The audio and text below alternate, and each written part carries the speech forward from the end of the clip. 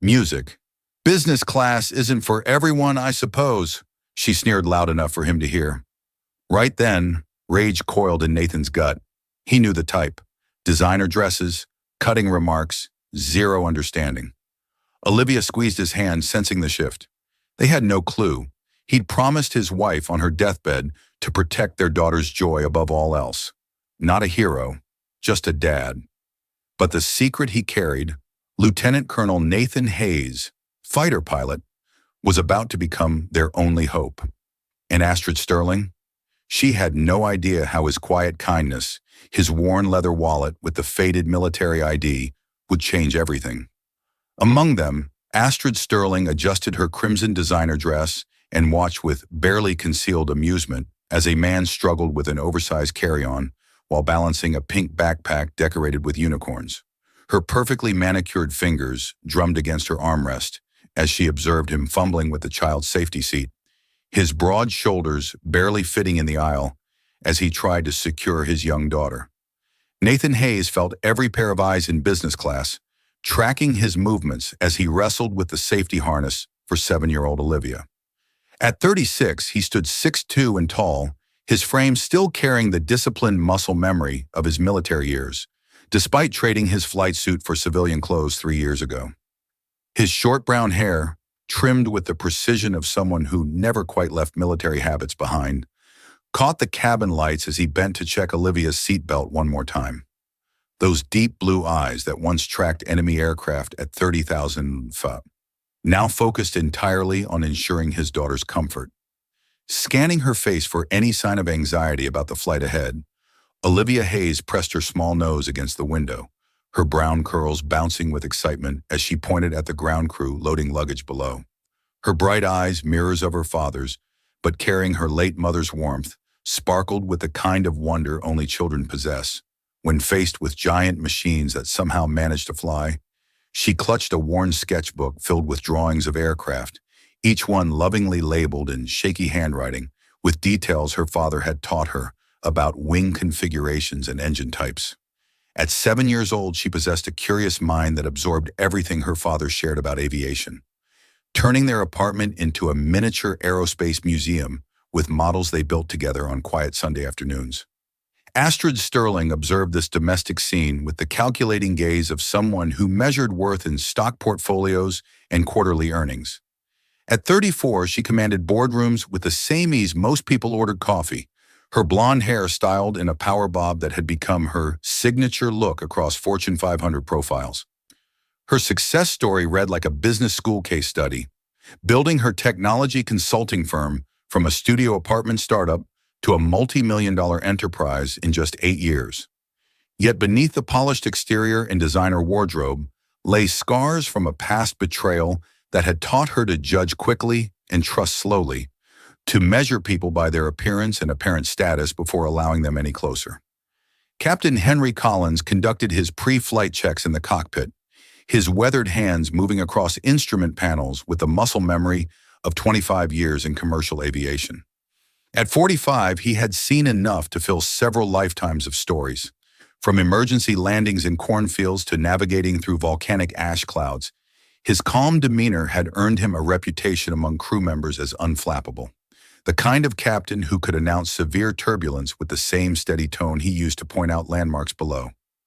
Today's flight manifest showed a full passenger list, and weather reports indicated possible storm systems over the Atlantic that would require careful navigation. First Officer George Miller adjusted his seat beside the captain, fighting off a wave of nausea he had been battling since lunch. At 38, he was in the prime of his career. Recently promoted after 15 years of dedication to the airline, he had mentioned feeling slightly under the weather during pre-flight briefing, but assured Captain Collins it was nothing serious, probably just something he ate at the airport food court. Neither man could have predicted how this minor discomfort would soon escalate into a crisis that would test everyone aboard Flight 789. Evelyn Brooks moved through the cabin with the practiced efficiency of someone who had memorized every inch of the aircraft. As lead flight attendant at 30, she possessed an uncanny ability to spot potential problems before they escalated.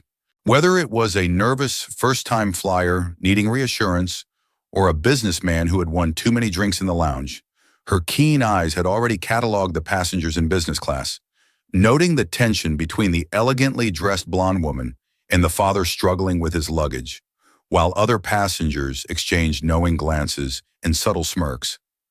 Astrid's voice carried just enough volume to ensure neighboring passengers could hear her observation. Business class certainly isn't for everyone, I suppose. Some people really should consider whether they can afford the lifestyle before purchasing tickets.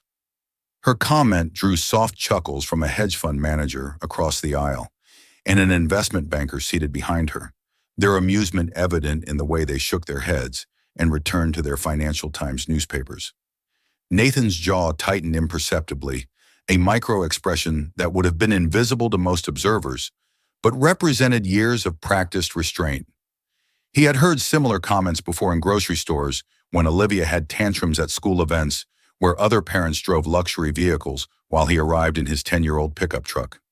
Each time he remembered Sarah's words from her hospital bed, her hand weak but insistent in his, making him promise to never let pride or anger affect their daughter's happiness. He had traded his fighter pilot wings for a toolbox, accepting a position as an aviation maintenance engineer that paid a fraction of his military salary, but allowed him to be home every night for bedtime stories. "Daddy, why are those people laughing?" Olivia whispered, her small hand finding his as she sensed the uncomfortable atmosphere, despite not understanding its source. Nathan knelt beside her seat, his voice gentle and steady, the same tone he used when explaining why Mommy couldn't come back from heaven. "Don't worry about them, sweetheart. Some people just need to make noise. We're exactly where we're supposed to be." He pulled out her favorite book about a brave little airplane that could fly higher than all the others because it had the biggest heart. A story Sarah used to read that had become their nightly ritual. Astrid observed this interaction with a mixture of satisfaction and something else she couldn't quite identify. Perhaps a flicker of discomfort at the genuine tenderness between father and daughter. She had built her empire on reading people, on identifying weaknesses and leveraging them in negotiations. This man's obvious financial constraints, his dated clothing, the generic brand sneakers, all pointed to someone who had no business in business class, probably someone who had saved for months or used points accumulated over years for this single luxury experience. The plane pushed back from the gate with the subtle jolt that marked the beginning of every journey into the sky. Nathan helped Olivia locate the safety card, turning the required demonstration into a game, as they had done on the few flights they had taken together. She giggled when he made sound effects for the oxygen masks dropping. Her laughter, a bright note that cut through the subdued atmosphere of business travelers, focused on laptops and tablets already open to spreadsheets and presentations. As Flight 789 climbed through 10,000 FT, the seatbelt sign dimmed and the cabin crew began their service. Nathan declined the offered champagne, requesting apple juice for Olivia instead. Another detail that didn't escape Astrid's notice. She sipped her Dom Perignon while making mental notes for her presentation in London, occasionally glancing at the father and daughter who seemed absorbed in a drawing project involving what appeared to be fighter jets and clouds. The first indication of trouble came at 35,000 FT over the Atlantic Ocean. The plane shuddered, not the gentle turbulence passengers barely notice, but a violent shake that sent drinks sliding across tray tables and caused overhead bins to rattle ominously. The lights flickered, casting strange shadows across suddenly pale faces, and a peculiar burning smell began to permeate the cabin, sharp and acrid like overheated electrical components. In the cockpit, warning lights illuminated in rapid succession, painting the dim space in reds and ambers. George Miller's face had gone from pale to ashen, sweat beading on his forehead as he struggled to focus on the instruments. His hands trembled as he reached for controls, and Captain Collins noticed his first officer's labored breathing, the way he kept blinking as if trying to clear his vision. "George, are you all right?" Captain Collins asked, his tone shifting from professional to concerned as he observed his colleague's deteriorating condition. Before George could respond, his body went rigid, then slumped forward against his harness. His breathing became shallow and erratic, and his skin took on a grayish pallor that sent alarm bells ringing in Captain Collins' experienced mind. The captain immediately triggered his radio, calling for Evelyn Brooks while simultaneously attempting to maintain control of an aircraft that had begun to list slightly to starboard. The plane lurched again, this time accompanied by a sound no passenger ever wants to hear, the stuttering of an engine struggling to maintain power. Screams erupted from economy class while business class passengers gripped their armrests with white knuckles. Astrid's champagne glass shattered on the floor, the golden liquid mixing with crystal shards as the aircraft dropped several hundred feet in seconds before Collins managed to regain control. Captain Collins' voice crackled through the intercom, and for the first time in his career, passengers could detect the edge of urgency beneath his professional calm. "Ladies and gentlemen, this is your captain speaking. We are experiencing some technical difficulties. I need to ask, are there any current or former pilots on board? Any pilot with experience, military or civilian? Please identify yourself to the cabin crew immediately." The silence that followed was deafening, broken only by the unsettling whine of struggling engines and scattered sobs from passengers, convinced they were living their final moments. Flight attendants moved through the aisles, their faces masks of professional composure, even as their eyes betrayed their concern. Evelyn Brooks scanned business class, her gaze stopping on each passenger, searching for any sign of recognition or response to the captain's unprecedented request. Nathan's internal battle raged in the space of 3 heartbeats. He had made a promise to Sarah, sworn on her memory that he would never again put himself in danger, that Olivia needed a father more than the world needed another hero. His retirement from the Air Force hadn't been just a career change, but a fundamental shift in priorities. Choosing playground visits over combat missions, choosing bedtime stories over briefing rooms. Yet, as he felt the aircraft's unstable movement, recognizing the signs of a plane fighting to stay airborne, he knew that his promise to keep Olivia safe superseded everything else. His hand moved to his jacket pocket, fingers finding the worn leather wallet that held his identification cards. Behind his driver's license, carefully preserved despite having no official use for 3 years, was his military ID, the eagle and shield still visible beneath the lamination. Lieutenant Colonel Nathan Hayes, fighter pilot, 22nd Fighter Squadron. The photograph showed a younger man, clean-shaven and stern, eyes focused on distant horizons rather than playground swings and school recital. Olivia grabbed his hand as the plane shook again, her small fingers interlacing with his. "Daddy, are we going to be okay?" Her voice remained steady, carrying the implicit trust that whatever happened, her father would handle it the same way he handled nightmares and scraped knees and questions about why some people had mommies and she didn't. Nathan kissed the top of her head, inhaling the sweet scent of her strawberry shampoo, then stood up slowly, his movement drawing every eye in business class. He pulled out the military ID and handed it to Evelyn Brooks, who had materialized beside his seat as if summoned by his decision. Her eyes widened as she read the credentials, immediately understanding the significance of what she held. "That's my daddy," Olivia said softly but proudly to no one in particular, her chin lifting as she watched her father follow the flight attendant toward the cockpit. "He flew the fastest planes in the whole Air Force. He can fly anything." Astrid Sterling stared at the man she had dismissed as beneath her notice, watching his confident stride toward the front of the aircraft.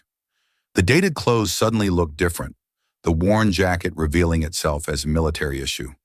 The precise way he moved through the narrow aisle, speaking to training and discipline rather than social awkwardness. Her champagne-clouded mind struggled to reconcile this revelation with her earlier assumptions. The cognitive dissonance creating an uncomfortable knot in her stomach that had nothing to do with the plane's erratic movement. Nathan entered the cockpit to find Captain Collins wrestling with controls while George Miller lay unconscious, strapped in but clearly incapacitated.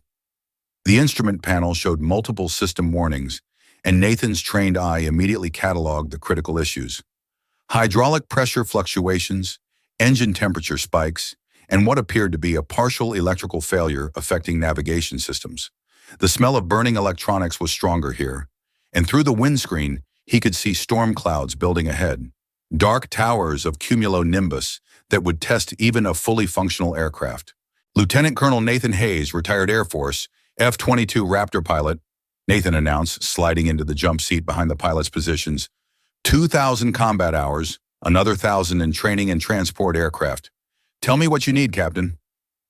Henry Collins didn't waste time on pleasantries or verification.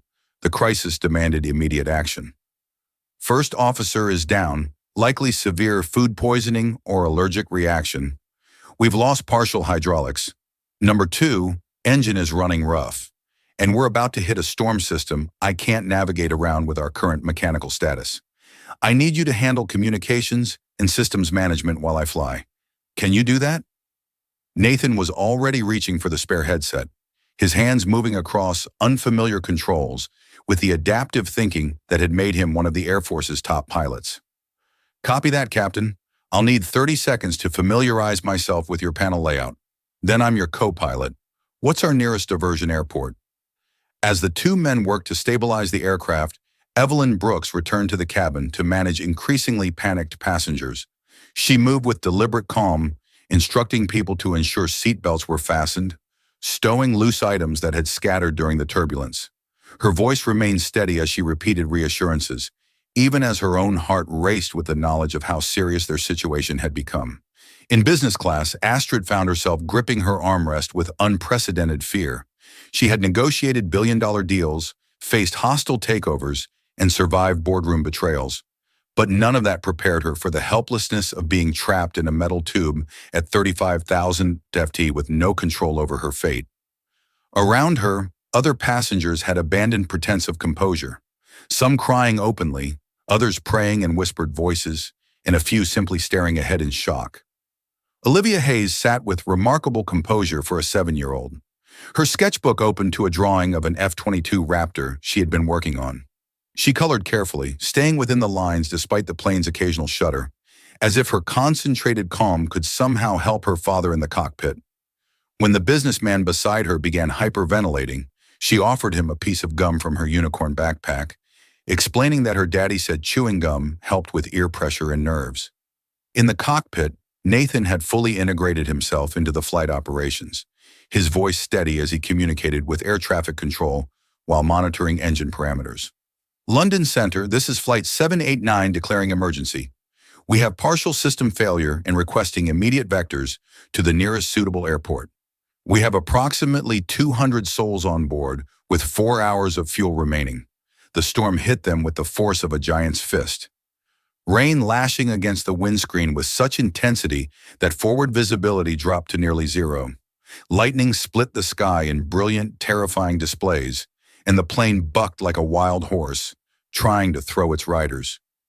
Nathan's combat experience proved invaluable as he maintained his composure, calling out readings and adjustments while Captain Collins fought to keep the aircraft stable.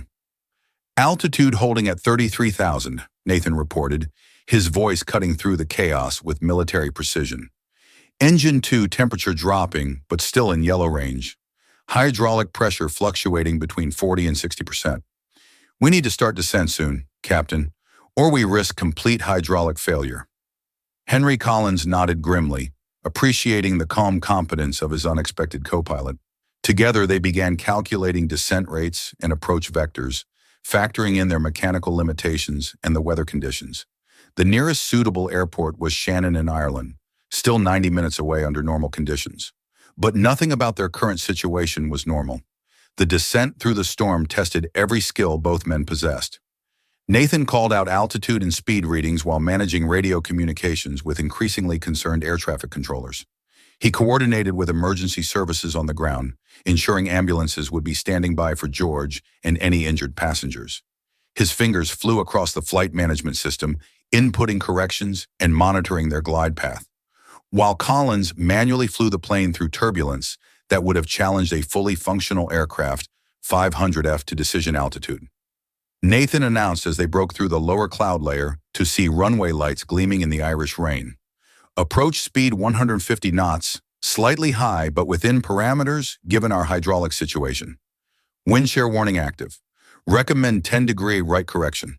The first landing attempt had to be aborted when a severe crosswind pushed them off center line just before touchdown.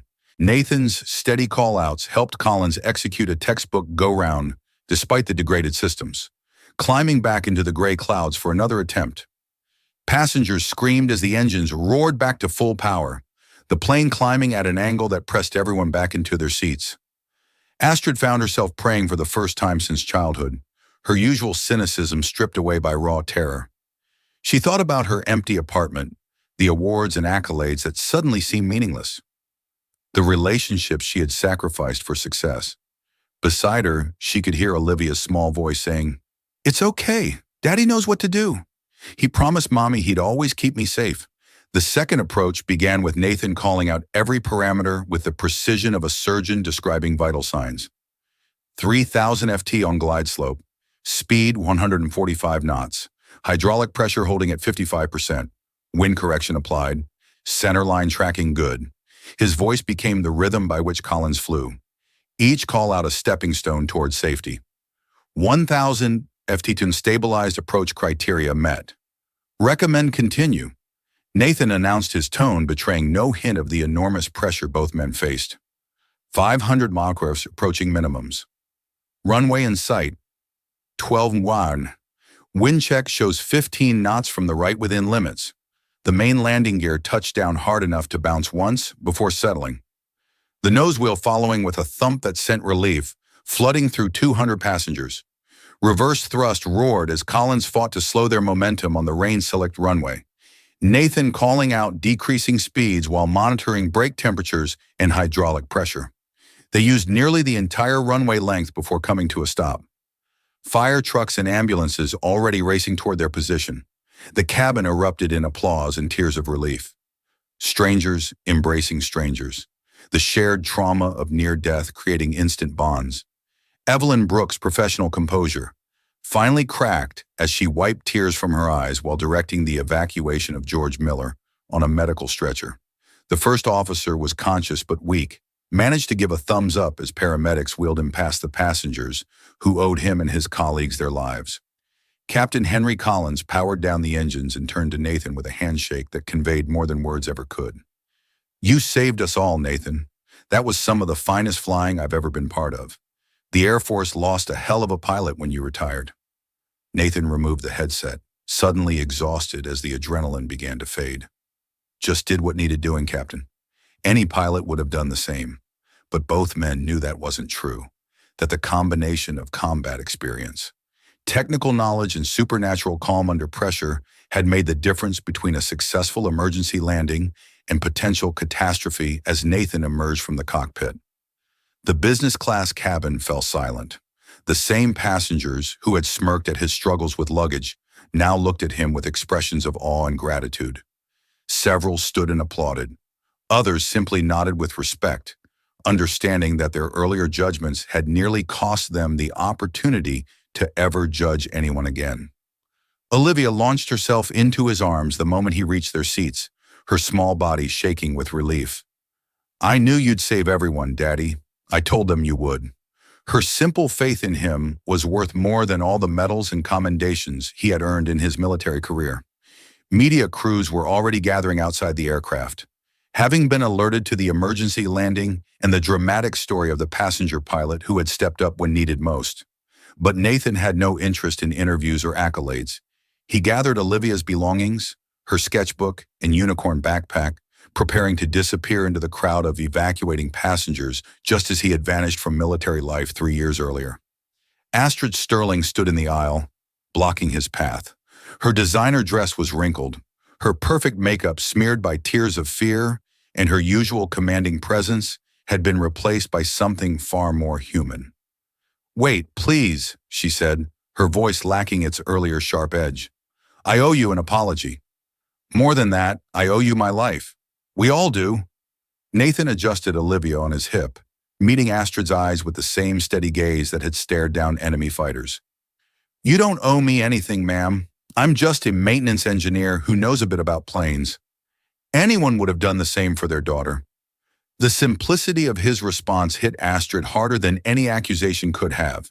She had spent years building walls of wealth and status to protect herself from vulnerability. Judging others by their surfaces to avoid seeing their depths, this man had every right to condemn her, to publicly humiliate her as she had tried to humiliate him. Yet he chose grace instead. "I was wrong," Astrid admitted, the words foreign on her tongue, but necessary. "I judged you without knowing anything about you. I've spent so long measuring worth by the wrong metrics that I forgot what actually matters." She looked at Olivia, who was watching her with curious eyes. "Your daughter is lucky to have you, I hope someday someone thinks I'm worth that kind of courage. Olivia, with the innocent wisdom of childhood, tugged on Astrid's ruined designer sleeve. You could have dinner with us, she offered brightly. Daddy makes really good spaghetti, and we always have enough. That's what Mommy used to say. There's always room for one more friend at the table. Nathan started to object, aware of the vast social gulf between them. But something in Astrid's expression stopped him. Behind the successful CEO facade was a loneliness. He recognized the isolation that comes from building walls so high that no one can climb them. Sarah would have invited her without hesitation, would have seen past the sharp edges to the person underneath who just needed someone to see her as human. There's a place near the airport hotel, Nathan said finally. Nothing fancy, just good food and generous portions. You're welcome to join us if you'd like. The restaurant was indeed nothing fancy. Fluorescent lights instead of chandeliers, paper napkins instead of cloth, and menus with pictures of the food. But as the three of them sat in a worn vinyl booth, something shifted in the atmosphere. Astrid found herself laughing genuinely for the first time in years as Olivia explained the aerodynamics of French fries, using them to demonstrate how planes generate lift. Nathan shared stories from his Air Force days, carefully edited for young years, while Olivia colored on the paper placemat. He talked about Sarah without the raw grief that had once accompanied her name, describing how they met at an air show where she was selling homemade jewelry, how she had insisted he was too serious and needed someone to remind him that not everything in life required military precision. She sounds wonderful, Astrid said softly, understanding that this glimpse into Nathan's life was a privilege she hadn't earned, but was being granted anyway. She was, Nathan agreed, helping Olivia cut her chicken fingers into smaller pieces. She made everyone around her better just by being herself. She would have liked you, would have said, you just needed someone to remind you that success isn't about having the most. It's about meaning the most to someone. As the evening progressed, Astrid's phone buzzed repeatedly with messages from her London team about the delayed meeting, from reporters wanting her comment on the emergency landing, from her assistant with a list of urgent decisions needed. For the first time in her professional life, she turned the phone face down and ignored it all, choosing instead to focus on the present moment, on Olivia's animated description of her favorite Disney movie, on Nathan's quiet humor, on the simple pleasure of a meal shared without agenda or strategy. I build companies, Astrid found herself saying as Olivia dozed against her father's shoulder. I've created jobs for thousands of people, generated billions in revenue, been featured on magazine covers. But sitting here watching you with her, I realize I've never built anything that actually matters. No one's ever going to look at me the way she looks at you, with complete trust and unconditional love. Nathan shifted Olivia gently, pulling her jacket over her like a blanket. It's never too late to change what you're building, he said simply. Sarah used to say that every day is a chance to choose who you want to be. The past is just practice for the present. Outside, the Irish rain had softened to a gentle mist, coating the windows with tiny droplets that caught the restaurant's warm light. Other emergency landing passengers occasionally passed by, some recognizing Nathan and nodding respectfully, but he acknowledged them with only brief smiles before returning his attention to his daughter and unexpected dinner companion. Astrid watched Nathan carry the sleeping Olivia to their hotel shuttle, his strong arms cradling her as if she were made of spun glass. She thought about her own father, distant and demanding, who had measured love in achievements and approval in acquisitions. She had become him without realizing it, building an empire on the same cold foundation that had left her emotionally bankrupt despite material wealth. Thank you, she called out as Nathan paused at the shuttle door. Not just for saving our lives, but for showing me what courage actually looks like. It's not about being fearless in boardrooms or conquering markets. It's about being afraid and choosing love anyway. Nathan smiled, the expression transforming his weathered features. Everyone's fighting something, Miss Sterling. The lucky ones have someone worth fighting for. He glanced down at Olivia, then back at Astrid. Maybe it's time you found your someone. As the shuttle pulled away, Astrid stood in the drizzle, designer shoes soaking through, hair falling from its perfect style. She thought about the presentation waiting in London, the deals to be made, the empires to expand. Then she thought about Olivia's innocent invitation to dinner, Nathan's quiet grace, the warmth of that shabby restaurant booth for the first time in years. She wondered if she had been climbing the wrong mountain all along. The news cycle picked up the story within hours. The dramatic tale of a humble single father who saved a plane full of people spreading across international media. But Nathan Hayes refused all interview requests, declining offers for book deals and movie rights, choosing instead to return quietly to his life as a maintenance engineer and devoted father. He had made a promise to Sarah to live for Olivia, and that didn't include fame or fortune, just presence and love. Astrid Sterling returned to her corporate world, but something fundamental had shifted. She instituted new policies at her company prioritizing work-life balance, created a foundation supporting single parents, and began measuring success not just in profit margins, but in human impact. She kept a photo on her desk from a news article about the emergency landing, a grainy image of Nathan carrying Olivia across the tarmac, a reminder that true strength isn't about power over others, but responsibility for them. Months later, she received a hand-drawn invitation in Olivia's careful printing to attend her school play. Nathan had included a note saying Olivia had insisted on inviting the nice lady from the airplane who needed friends. Astrid cleared her schedule, flying coach for the first time in a decade, and sat in an elementary school auditorium, watching Olivia play a brave little airplane in a story about flying with your heart instead of just your wings. After the play, as parents gathered for juice and cookies in the cafeteria, Olivia introduced Astrid to her classmates. As the lady her daddy helped find her heart, Nathan apologized for his daughter's candor. But Astrid just smiled, understanding that children often see truths that adults work hard to hide. She had built an empire but lost her soul, gained the world but forfeited connection, won every battle except the one that mattered most, the fight to remain human in a dehumanizing world. Standing in that school cafeteria, eating store-bought cookies, and listening to Olivia explain why her daddy was the best pilot, even though he fixed planes. Now Astrid understood what Nathan had meant about finding her someone. It wasn't about romantic love or family in the traditional sense, but about choosing to see others as more than stepping stones or obstacles, about recognizing that every person carried a story worth hearing, a life worth fluing, a heart worth protecting.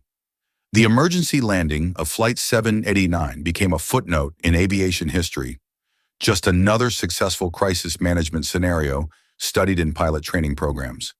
But for 200 passengers, it remained a defining moment when ordinary people revealed extraordinary character, when assumptions shattered against reality, when a single father's quiet courage saved them all. Nathan continued his work as a maintenance engineer, finding purpose in ensuring other families traveled safely. He never mentioned his heroic actions unless directly asked, and even then, he credited Captain Collins and the entire crew for the successful landing.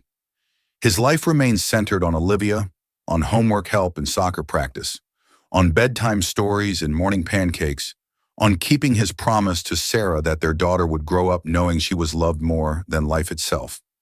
But sometimes on quiet evenings, when Olivia was asleep and the apartment was still, Nathan would stand by the window and watch planes passing overhead, their navigation lights blinking in the darkness. He would think about that moment of decision in business class, about choosing between a promise to stay safe and a promise to keep her safe, about how sometimes the greatest courage isn't in the dramatic gesture, but in the daily choice to show up, to be present, to love without reservation or requirement. The story could have ended differently, with tragedy instead of triumph, with loss instead of lessons learned. But in that crucial moment when Captain Henry Collins asked for help, when systems failed and storms raged, when judgment yielded to desperation, a humble single father stood up and reminded everyone that heroes don't always wear capes or uniforms.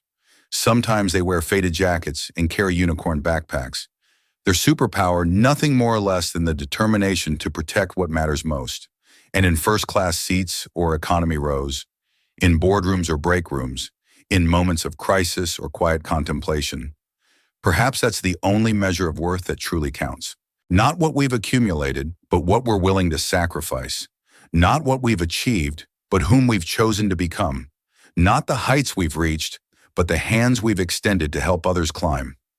The rain continued to fall gently on Shannon that night, washing the emergency foam from the runway, carrying away the evidence of near disaster. But in a small hotel restaurant, three unlikely souls shared a meal and discovered that sometimes the greatest journeys aren't measured in miles traveled, but in walls dismantled, in judgments released, in hearts open to possibilities previously unimagined. And sometimes, just sometimes, that's enough to change everything.